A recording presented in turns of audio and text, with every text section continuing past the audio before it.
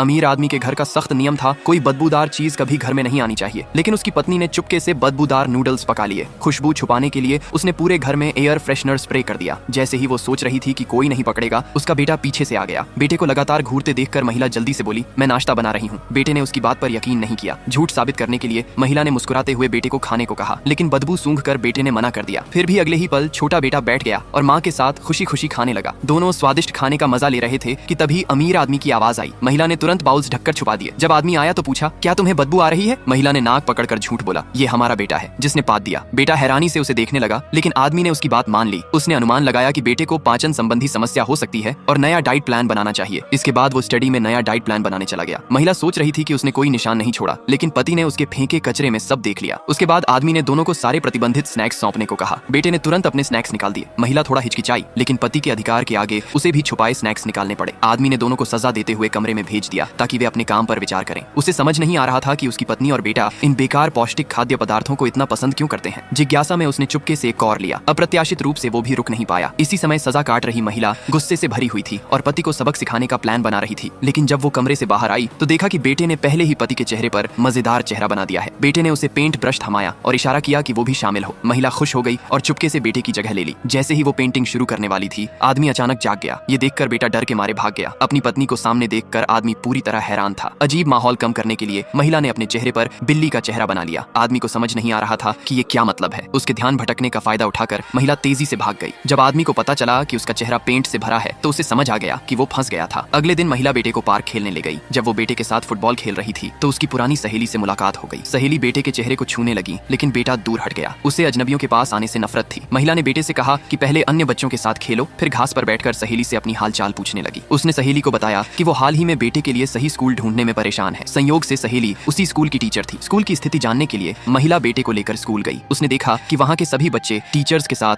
बहुत प्यार और गर्मजोशी से व्यवहार करते हैं। स्कूल की सामान्य स्थिति जानकर उसे लगा कि ये बेटे के लिए परफेक्ट है। घर पहुंचकर उसने पति को स्कूल की सिफारिश की। उसने बेटे से कहा कि पिता को स्कूल की फोटोज दिखाओ, लेकिन बेटे ने उसकी और सहेली की ग्रुप फोटो निकाल दी। आदमी हैरान रह गया और गलत समझा कि पत्नी ने स्कूल की सिफारिश उस आदमी की वजह से की है। इसलिए उसने पत्नी से कहा कि उसे इस पर गौर से सोचने की जरूरत है। आगे की कहानी देखने के लिए कमेंट में लाल दिल भेजो।